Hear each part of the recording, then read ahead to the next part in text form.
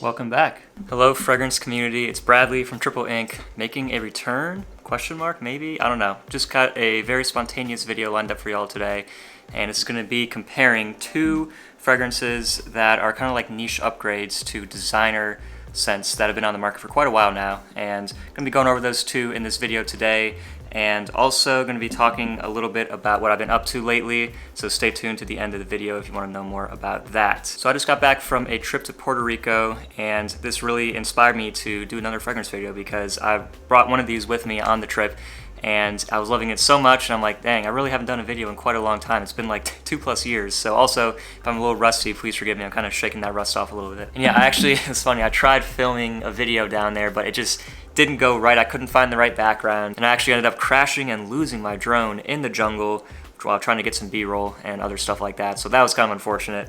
So, at that point I'm like, I'm just gonna film a video when I get back and just not mess with it at all. So yeah, so two fragrances we're gonna be talking about today are 801 from Bon Parfumeur and Selva do Brazil from the House of Berdoues. These are both niche fragrances that do not get a lot of play or talk on YouTube. I have probably owned both these bottles for a couple years now. And the big catch is that these are gonna be kind of like niche upgrades, or at least I think that they're upgrades to some very popular designer fragrances that are getting maybe a bit harder to find nowadays. So we will be starting off with this fragrance right here, 801 from the House of Bon Parfumeur. This fragrance smells very, very similar to, I would say, this, Bulgari's Aqua Marine Pour Homme right here. Now, this one might be discontinued. I've not really checked into it too much since I've been gone for a little while in the FragCom. I've not been paying attention to a whole lot of things, so I don't know if this is discontinued or not, but I was looking around on Amazon. It seems like it's about $75 on FragranceNet for 100 ml.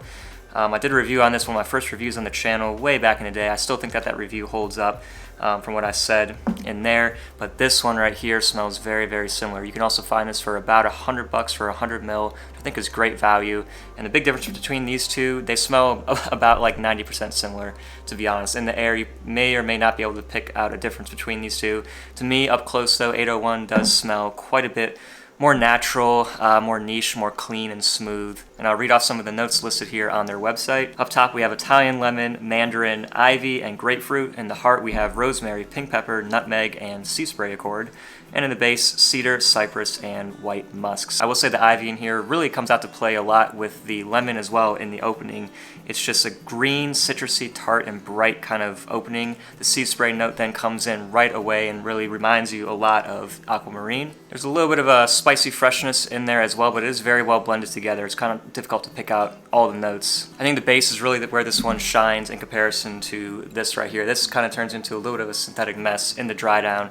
Comparatively to this one, but in the dry down of this, the white musks come out to play, and yeah, you just get a really nice woodsy undertone in this one as well. Very, very well done, great for the summertime, leans much more to the masculine than the feminine side in my opinion. But where this one will not be as great as Aquamarine is in the performance department, this one is a shouter. It's one of the strongest summer scents that I think I've ever owned or tested. It really does push and project a lot on my skin, to its detriment, I would say. I found myself reaching for lighter options when it's really hot out because this was almost too overwhelming and overbearing in the very high heat.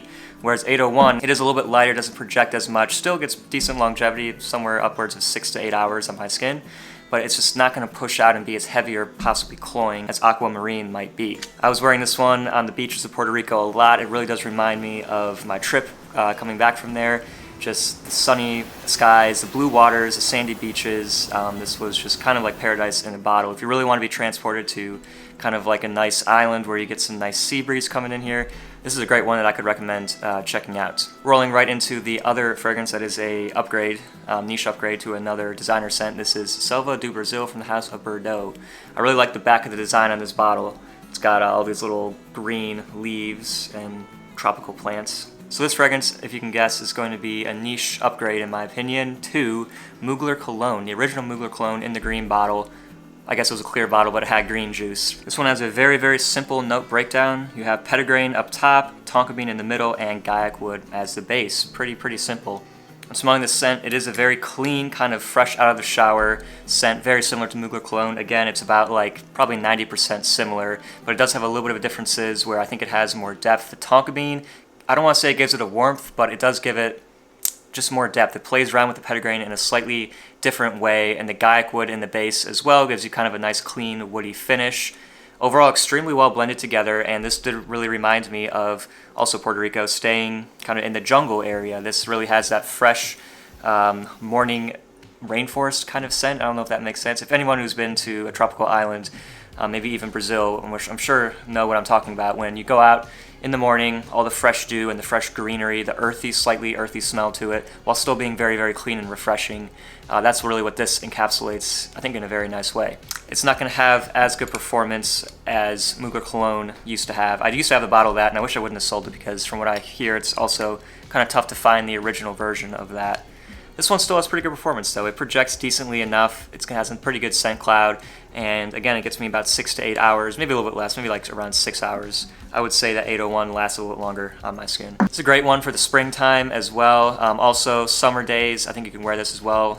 Seems to do well in humidity, and I just really enjoyed this one. So that's going to do it for this video. These are 2 fragrances. Have you tried either of these? Have you even heard of either of these? These are pretty under the radar. I've not seen too many reviews on YouTube about either of these. So let me know in the comment section down below if you have tried those. Now, why have I been gone for about 2 years? I think my last video was April of 2020. I would say my interests and kind of hobbies have changed a little bit, as well as my work, moved to a new state, and just kind of had like a new life, and fragrance community did not really interest me as much as it used to.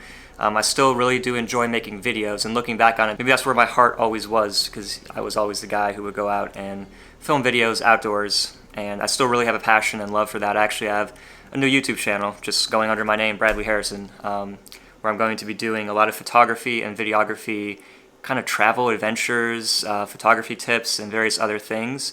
I really have been enjoying traveling a lot lately and just getting able to experience some really beautiful locations, and that's really where my interest is at the moment. So really wanted to come back and do a video. I may be doing a video here and there in the future. I still have like probably 25 bottles left in my collection. But yeah, it feels great to be doing another video again on this channel. It's been quite a long time. So hope you guys have a great rest of your summer. Stay safe out there, and I will see you in the next video.